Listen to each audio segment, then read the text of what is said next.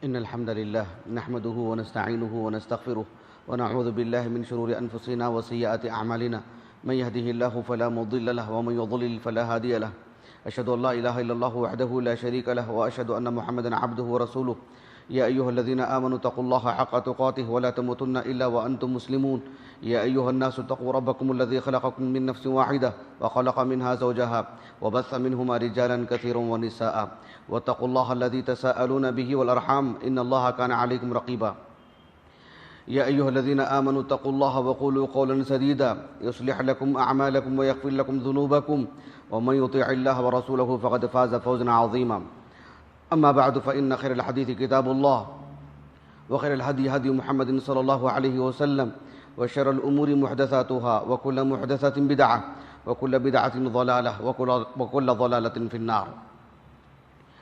حاضرین جمعہ، آج کے اس خطبہ جمعہ میں ہمارے ملک کی ایک بدترین صورتحال کو آپ کے سامنے رکھتا ہوں اور کتاب و سنت کی روشنی میں اس کا میں تجزیہ کرتا ہوں. اس ملک میں رہنے والے سبھی باشندے قطع نظر اس کے کہ وہ مسلمان ہو غیر مسلم ہو، بڑا طبقہ ہے جو پڑھا لکھا طبقہ ہے، باشعور طبقہ ہے، وہ جانتا ہے کہ ملک کا جو میڈیا ہے وہ ملک کی جو پرامن فضا ہے اسے مقدر کرنا چاہتا ہے. مسلمان اور غیر مسلمین کا جو بھائی چارگی ہے اس میں وہ اثر ڈال رہا ہے. سب اس سے واقف ہیں. ایک ٹی وی چینل ہے جو پہلے دن سے ہی متنازع ہے اور اس میں وہ مشہور ہے. غیر مسلمین بھی اسے تعارض کرتے ہیں، اس پر اعتراض کرتے ہیں اور اس چینل سے نفرت کرتے ہیں، بیزارگی کا اظہار کرتے ہیں. اس کی وجہ یہی ہے کہ وہ ہندو مسلمان میں نفرت کا ماحول بناتا ہے، دشمنی پیدا کراتا ہے، دوری پیدا کراتا ہے. 2 دن پہلے اس چینل میں تقریباً 1 گھنٹے کا ایک پروگرام چلایا گیا اور پھر دوسرے دن مکرر اور تیسری بار چوتھی بار اور مسلسل چلایا جا رہا ہے. وہ پروگرام کا مقصود کیا ہے؟ لوگوں کی ذہن سازی کرنے مقصود ہے کہ سیاسی نقطہ نظر سے جو مسلمان یہاں وہاں سے ہمارے ملک آ رہے ہیں ان کی لڑکیوں سے ہمارے ہندو شادی کر لیں اور انہیں یہاں کی شہریت مل جائے گی، وہ یہاں کے باشندے مانے جائیں گے. اور یہ خوب پھیلایا جا رہا ہے، ذہن سازی کی جا رہی ہے، فضا کو مقدر کیا جا رہا ہے اور سب کو اس کا قلق ہے. مجھے آپ کو آج کے اس خطبہ جمعہ میں یہ بات بتانے مقصود ہے کہ اللہ سبحانہ و تعالیٰ جو ہمارے خالق ہیں، اس زمین کے خالق ہیں، اس آسمان کے خالق ہیں، جو ہمیں ہوا دیتے ہیں، جو ہمیں روزی روٹی دیتے ہیں، جنہوں نے ہمیں زندگی دی اور جس کے ہاتھ میں ہماری موت ہے اور نتیجہ بھی اللہ ہی کے ہاتھ میں ہے. اللہ سبحانہ و تعالیٰ ہی کا جو پسندیدہ دین ہے اللہ نے اسے نازل کیا ہے اور اسے اختیار کرنے کو اللہ رب العالمین نے لازم قرار دیا ہے. اللہ سبحانہ و تعالیٰ نے انسان کو عقل دی ہے، آپشن دی ہے اس کو کہ زندہ رہتے ہوئے ایک دین کو اختیار کریں جو اللہ کا پسندیدہ دین ہے، لیکن مرنے کے بعد اللہ رب العالمین کے ہاں اس کے لیے کوئی چھوٹ نہیں، کوئی اختیار نہیں. اللہ سبحانہ و تعالیٰ اس روئے زمین پر سب سے پہلے جس انسان کو بسایا آدم علیہ السلام کو، وہ مسلمان تھے. وہ میرا موضوع نہیں ہے، اس پر مجھے گفتگو نہیں کرنی ہے. تقریباً کئی ہزار سال تک جتنے بھی لوگ اس دنیا میں تھے سب کے سب موحد تھے، مسلمان تھے. پھر ایک وقت آیا کہ شرک در آیا، پھر اللہ سبحانہ و تعالیٰ نے انبیاء کا سلسلہ شروع کیا. تو اسی دن سے شرک کی ہمیشہ یہ کوشش رہی ہے، جن کے دلوں میں شرک کے جراثیم ہیں ہمیشہ سے ان کی کوشش رہی ہے کہ کسی طور پر بھی ایک موحد کو، ایک مسلمان کو اس کا دھرم پریورتن کرایا جائے، اسے اپنے مذہب میں لایا جائے، اسے اس کے مذہب سے نکالا جائے. یہ ٹی وی چینل میں اس طرح کی ڈیبیٹ ہو رہے ہیں اور رائے عامہ لی جا رہی ہے اور پھر اس کا تناسب بتایا جا رہا ہے کہ 97% لوگ چاہتے ہیں کہ جو بھی باہر سے آنے والے لوگ ہیں انہیں یہاں کا مذہب اختیار کر لینا چاہیے, انہیں اسلام چھوڑ دینا چاہیے. ایسے معلوم ہو رہا ہے کہ کسی کی شیرینی مطلب بانٹی جا رہی ہے اور اختیار دیا جا رہا ہے کہ جسے چاہے لے لے, جو چاہے انکار کر دے. سبحان اللہ العظیم, ایک نجات کا معاملہ ہے. یہ جو کسی کی مذہب کی تبدیلی کی جو بات ہے, مال کی بنیاد پر, تلوار کی بنیاد پر, ڈرا دھمکا کی, یا اسے کسی طرح کی آس دلا کر, یہ اہل اسلام کے ساتھ شروع دن سے معاملہ رہا ہے. پہلے دن سے, جب سے اس زمین میں شرک کے جراثیم کا وجود ہوا ہے, اسی دن سے اللہ سبحانہ و تعالیٰ نے سورۃ الاعراف میں کئی انبیاء کے قصے ذکر فرمائے. شعیب علیہ السلام کے قصے میں اللہ تعالیٰ نے کہا, جو 9واں جز ہے نا, قال الملأ, اس کی پہلے آیت کریمہ, قال الملأ الذين استكبروا من قومي لنخرجنك يا شعيب والذين آمنوا معك من قريتنا او لتعودن في ملتنا. اہل اسلام کو یہ کہنا, یا تو آپ ہمارے علاقے سے نکل جائیں, ہمارے ملک سے نکل جائیں, ہمارے گاؤں سے نکل جائیں, یا پھر ہمارے مذہب میں لوٹ کر کے آئیں. یہ دو باتیں ہمیشہ سے رہی ہیں. نہ اس بات کا کسی کو حق ہے کہ کسی کو کسی کے علاقے سے نکالا جائے جبکہ وہ اس کا علاقہ ہو, وہ وہیں کا باشندہ ہو, اور نہ یہ کسی کو زبردستی کا حق ہے کہ اسے مذہب کی تبدیلی کرنے پر مجبور کیا جائے. او لتعودن فی ملتنا, صرف بات شعیب علیہ السلام کی نہیں ہے, ہر نبی کے ساتھ ہوا ہے یہ معاملہ. اللہ تعالیٰ نے سورۃ ابراہیم میں کہا, وقال الذين كفروا لرسلهم لنخرجنكم من ارضنا او لتعودن في ملتنا فاوحى اليهم ربهم لنهلكن الظالمين. اللہ تعالیٰ نے کہا کہ سبھی رسولوں کے ساتھ, سبھی نبیوں کے ساتھ کفار یہ کہتے آ رہے ہیں کہ یا تو ہم آپ کو یہاں سے نکال دیں گے, یا تو اس کی دھمکی دی جا رہی ہے, یا پھر اگر آپ کو وطن کی مفارقت شاق گزرتی ہے تو آپ اسی وطن میں رہیے, لیکن آپ کو یہاں کا جو مذہب ہے اسے قبول کرنا پڑے گا, وہ دین قبول کرنا پڑے گا. سبھی انبیاء کے ساتھ یہ معاملہ. آپ علیہ السلام کو رہ رہ کر کے دھمکی دی جا رہی تھی, آپ کو نکالا جائے گا, آپ کو نکالا جائے گا. اللہ تعالیٰ نے سورۃ الاسراء میں کہا, وَإِن كَادُوا لَيَسْتَفِزُّونَكَ مِنَ الْأَرْضِ لِيُخْرِجُوكَ مِنْهَا وَإِذًا لَا يَلْبَثُونَ خِلَافَكَ إِلَّا قَلِيلًا. اللہ تعالیٰ نے کہا کہ آپ کو اتنی ذہنی تکلیف انہوں نے آپ کو دی ہے, اتنا پریشان انہوں نے آپ کو کیا ہے کہ آپ از خود دل برداشتہ ہو کر کے اپنے وطن کو چھوڑ دیں. اتنا مجبور کیا انہوں نے آپ کو, اتنی ذہنی پریشانی آپ کو انہوں نے مطلب کی رکھی ہے. اللہ تعالیٰ نے سورۃ الانفال میں فرمایا, وَإِذْ يَمْكُرُ بِكَ الَّذِينَ كَفَرُوا لِيُثْبِتُوكَ او يقتلوك او يخرجوك. اللہ تعالیٰ نے کہا کہ یہ آپ کے تعلق سے تدبیر ہی کر رہے ہیں, مسلسل کچھ نہ کچھ تدبیر کر رہے ہیں. یا تو آپ کو یہ قید کرنا چاہتے ہیں, یا تو آپ کو یہ قتل کرنا چاہتے ہیں, یا بالآخر یہ آپ کو اپنے وطن سے نکال دینا چاہتے ہیں. یہ ان کی سازشیں, یہ شروع دن سے. لوط علیہ السلام کے تعلق سے ان کی قوم کے لوگوں نے کیا کہا, کچھ بھی جواب نہیں بن پڑا. نہ کوئی شرعی دلیل, نہ کوئی عقلی توجیہ, کوئی بات نہیں سوائے اس کے کہ طاقت کے بل بوتے پر کوئی کام انجام دے. سورۃ النمل میں اللہ تعالیٰ نے کہا, فما كان جواب قومه الا ان قالوا اخرجوا آل لوط من قريتكم انهم اناس يتطهرون. کوئی جواب نہیں بن پڑا ان کو سوائے اس کے کہ وہ لوط علیہ السلام اور اہل ایمان جو ان کے ساتھ تھے ان کو وہاں سے نکال دینے پر مجبور کیا جائے. یہاں ایک اشکال ہے, میں اس کا ازالہ کر دیتا ہوں. محمد ابن جریر الطبری رحمہ اللہ, خصوصاً شیخ الاسلام ابن تیمیہ رحمہ اللہ, آپ نے تو کوئی مکمل تفسیر نہیں لکھی ہے, لیکن وہ قرآنی آیات جو حل طلب ہیں بہت زیادہ, تفسیر آیات اشکلت علی کثیر من العلماء, اسی نام سے وہ تفسیر چھپی ہے 2 جلدوں میں. ان آیات میں یہ آیت کریمہ بھی ہے. اشکال کیا ہے کہ کیا انبیاء علیہ السلام پہلے مشرک تھے؟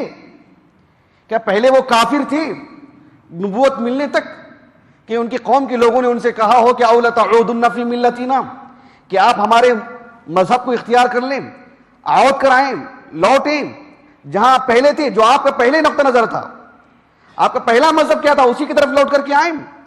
کیا انبیاء علیہ السلام سبحان اللہ کیا وہ کفار اور مشرکین تھے؟ ایک مسئلہ. اس سلسلے میں اہل علم نے کئی ایک جوابات دیے ہیں.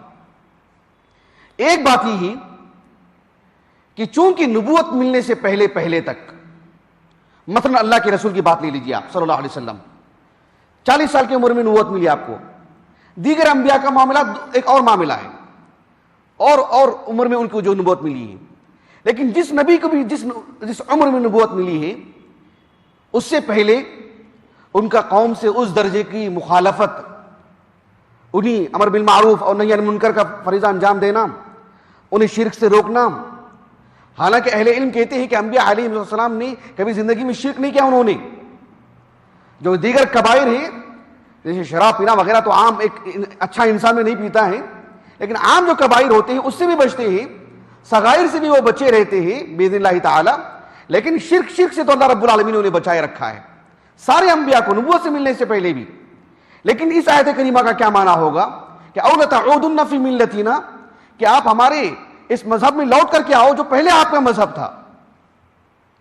اہل علم نے کہا کہ بات یہ ہے کہ نبوت ملنے تک انبیاء علیہ السلام نے ان کی مخالفت نہیں کی نا، مخالفت کا اظہار نہیں کیا نا، انہیں سمجھایا نہیں نا. ایک وقت آیا، ایک مرحلہ آیا، نبوت ملی، آج سمجھانے گئے تو ان کو یہ وہم ہوا کہ پہلے تو یہ ہمارے مذہب میں تھے، ہمارے ساتھ اٹھتے بیٹھتے تھے، کبھی انہوں نے مخالفت نہیں کی. اس کا مطلب یہ کہ یہی ان کا نقطہ نظر تھا پہلے، اس وجہ سے انہوں نے ان کو کہا کہ اَوْ لَتَعُودُنَّ فِي مِلَّتِنَا. یہ ایک جواب ہے. ایک دوسرا جواب بس اہل علم نے یہ دیا کہ بس یہ کفار کی بات ہے، اللہ سبحانہ و تعالیٰ کی بات نہیں. اللہ نے کفار کی بات نقل کی، لیکن یہ بات بہت ہی یعنی مطمئن کر دینے والی بات نہیں ہے. اس وجہ سے کہ جب شعیب علیہ السلام کی قوم سے، اور شعیب علیہ السلام کی قوم نے شعیب علیہ السلام سے کہا کہ اَوْ لَتَعُودُنَّ فِي مِلَّتِنَا، تو شعیب علیہ السلام نے جواب میں کیا کہا؟ جواب میں کیا کہا؟ یہ قَدِ افْتَرَيْنَا عَلَى اللَّهِ كَذِبًا إِنْ عُدْنَا فِي مِلَّتِكُمْ بَعْدَ إِذْ نَجَّانَا اللَّهُ مِنْهَا، کہ اللہ سبحانہ و تعالیٰ نے ہمیں تو اس سے نجات دی، اس کفر سے، اس شرک سے. اگر دوبارہ ہم لوٹ کر کے آئیں تو اس کا مطلب یہ ہوا کہ ہم نے اللہ پر جھوٹ باندھا ہے، ہم نے اللہ کے دین سے متعلق لوگوں میں بدظنی پیدا کی ہے، ہم نے ارتداد کا معاملہ ہے، یہ عام کفر سے بھی بڑا معاملہ ہے یہ. اس کا مطلب یہ ہوا کہ بعد اذ نجانا اللہ منہا، اللہ نے تو ہمیں نجات دی، آپ کیسے ہم لوٹ کر کے آئیں؟ اس کا مطلب یہ ہوا کہ اعتراف، یہ اقرار ہے کہ اللہ نے ہمیں نجات دی اس کفر سے، اس شرک سے. پھر تو اشکال باقی رہتا ہے اس صورتحال میں. حافظ ابن کثیر رحمہ اللہ اور علامہ فخر الدین الرازی رحمہ اللہ اپنی تفسیر میں یہ بات کہی ہے کہ یہاں بھلے ہی خطاب شعیب علیہ السلام سے ہے، لیکن اصل میں آپ کی قوم سے خطاب ہے، آپ کے اصحاب سے، آپ کے اتباع سے، جو قوم کے لوگ آپ پر ایمان لائے. کہے تو خطاب تو شعیب علیہ السلام سے ہے، اس لیے کہ وہی تو آ کے ان سے بات کر رہے ہیں، وہی تو ان سے خطاب کر رہے ہیں، انہی سے تو گفتگو ہو رہی. تو شعیب علیہ السلام سے وہ کہہ رہے ہیں، لیکن مقصود یہ ہے کہ تم پر جو ایمان لائے ہیں، تمہارے ساتھ جو مومنین ہیں، ان کا تو پہلے دین تو وہی تھا نا جو ہمارا دین ہے، ان کو کہو کہ جو ہے وہ لوٹ کر کے آئیں. ان پر دباؤ ڈالا جا رہا ہے، بھلے ہی خطاب شعیب علیہ السلام سے. یہ اسلوب تو قرآن مجید میں کثرت سے ہے. ابو القاسم الزمخشری رحمہ اللہ، ان کی جو الکشاف ہے، اس میں آپ نے عربی اسلوب کا ایک قاعدہ جو تغلیب والا قاعدہ ہے، تغلیب کا قاعدہ، جیسے مذکر کو مؤنث پر جو ہے مطلب غالب رکھا جاتا ہے عربی اسلوب میں، متکلم کو حاضر پر غالب رکھا جاتا ہے، اور حاضر کو غائب پر جو ہے مطلب غالب رکھا جاتا ہے، اقرب کو ابعد پر جو ہے غالب رکھا جاتا ہے، ویسے ہی جماعت کو واحد پر غالب رکھا جاتا ہے. شعیب علیہ السلام بھلے ہی ایک فرد ہیں، لیکن ان کے ساتھ جو اہل ایمان ہیں ان کی بڑی تعداد وہ ہے جو اللہ سبحانہ و تعالیٰ کی توفیق سے شعیب علیہ السلام کی دعوت سے متاثر ہو کر کے ایمان لائے تھے، اور وہ حقیقت میں پہلے وہ مشرک تھے، کافر تھے وہ. اس اعتبار سے بھی ان سے یہ بات کہی گئی ہے. اور انبیاء علیہ السلام کی ایک عادت ایسی رہی ہے جن کے آبا و اجداد کفار اور مشرکین رہے ہیں، جن کا پورا قبیلہ، جن کا پورا خاندان سب کے سب مشرک اور کافر رہے ہیں ایک زمانے سے. اللہ سبحانہ و تعالیٰ نے ان کی بچپن سے تربیت فرمائی، ان کی حفاظت فرمائی، ان کے عقیدے کی حفاظت فرمائی. ایک وقت آیا کہ اللہ کے نبی بنے. اس نقطۂ نظر کو بھی سامنے رکھ کر کے ان لوگوں نے کہا کہ اَوْ لَتَعُودُنَّ فِي مِلَّتِنَا. 5ویں صدی ہجری کے ایک ادیب ہیں ابو منصور الثعالبی، کئی کتابوں کے مصنف ہیں، 429 ہجری سن وفات ہے ان کا. ان کی ایک کتاب ہے فقہ اللغہ و سر العربیہ. اس میں انہوں نے ایک بات یہ کہی ہے کہ عربی زبان میں عادہ، یہ جو فعل ہے عادہ، کہا کہ اس کی معنی صرف لوٹنے کی نہیں، اس کی معنی کسی کام کے ہو جانے کی، فی الحال کی بات بتانے کے لیے. مثلا عربی زبان میں جب کہا جاتا ہے عاد فلان شیخا، فلاں آدمی بوڑھا ہو گیا، بڑھاپے کی طرف لوٹ آیا. کیا پہلے بڑھاپا تھا کیا لوٹ کر جانے کے لیے؟ پہلے تو بچپنا تھا، بعد میں جوانی تھی، بعد میں بڑھاپا ہے نا. تو عاد فلان شیخا کا کیا مطلب ہے؟ ایک آدمی بڑھاپے کی طرف لوٹ آیا، وہ کبھی بوڑھا تھا ہی نہیں نا. یہ اسلوب ہے. یہ آپ نے قرآنی مثالوں کے ذریعے سے اس بات کو سمجھایا گیا، جیسے کہ اللہ تعالیٰ نے کہا سورۃ البقرہ میں اللہ ولی الذین آمنوا یخرجهم من الظلمات الى النور والذین کفروا اولیاؤہم الطاغوت یخرجونہم من النور الى الظلمات.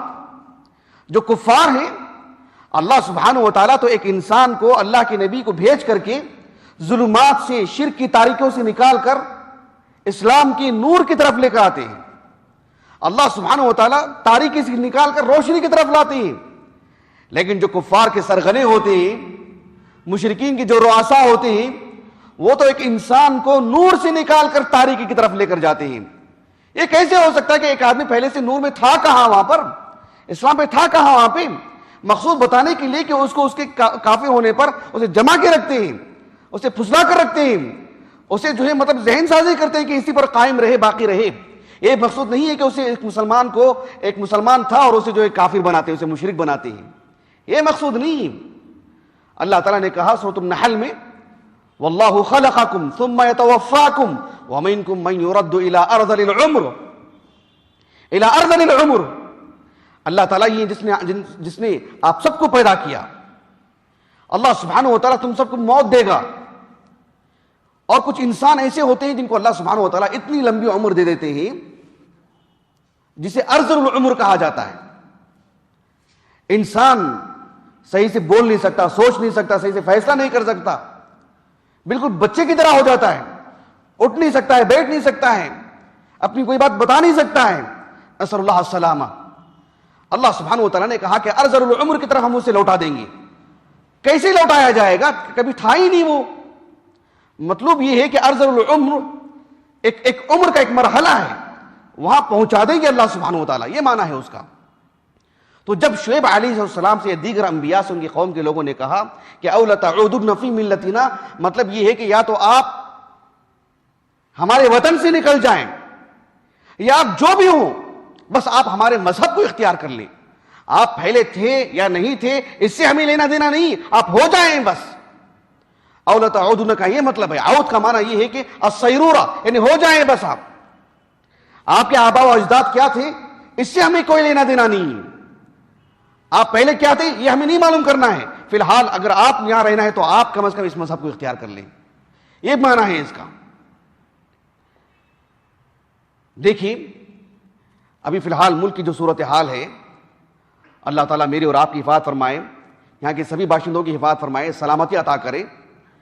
پچھلے تقریباً 20-30 سال پہلے کا جو حال تھا بالکل ہی دیگر گو ہے. حالات بالکل بدل چکے ہیں. نفرت پھیلائی جا رہی ہے، روز پھیلائی جا رہی ہے، اور اس کے اکثر لوگ شکار بھی ہو رہے ہیں. اسے سنجیدہ لوگوں کو، باشعور لوگوں کو، پڑھے لکھے لوگوں کو، سرپرست لوگوں کو، ذمہ داران کو، عہدیداران اور منصبدار لوگوں کو بہت ہی چوکنا رہنا چاہیے. یہ ایک ایسی کشتی ہے جس میں سب سوار ہیں، ڈوبے گی تو سب ڈوبیں گے. چند لوگ بچیں گے چند لوگ نہیں، ایسا نہیں. نیچے سے سوراخ ڈالیں گے تو کشتی ڈوبے کے سب ڈوب جائیں گے، نسأل اللہ العافیہ والسلامہ. اس ملک کو بچانے میں، اس ملک کی سالمیت کے لیے سب کو فکر مند ہونا چاہیے. لیکن میں بحیثیت ایک مسلمان، بحیثیت ایک خطیب، خطبہ جمعہ میں یہ بات بتانا اصل چاہ رہا ہوں کہ اللہ سبحانہ و تعالیٰ کی توفیق سے، اللہ کی ایک عظیم نعمت جو ہمیں ملی ہے اسلام، اس کا سودا نہ کیا جائے کسی طور پر بھی. مال کی وجہ سے کوئی مال کی عوض دے،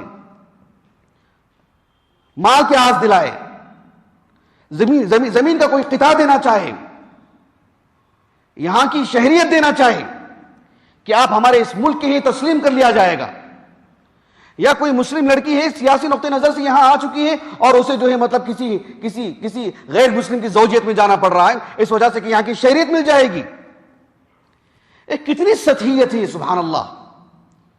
اللہ سبحانہ و تعالیٰ نے ہمیں شرک سے بچا کر کے توحید کی نعمت سے مالا مال فرمائے، اور ہم یہ زمین اللہ رب العالمین کی ہے، روزی روٹی اللہ دے رہے ہیں، ہوا اللہ میسر کر رہے ہیں، سب کچھ اللہ رب العالمین کے ہاتھ میں ہے. لہو مقالید السماوات والارض. اور ہم ایک انسان پر بھروسہ کر رہے ہیں اور اللہ سبحانہ و تعالیٰ کے پسندیدہ دین کا سودا کر رہے ہیں.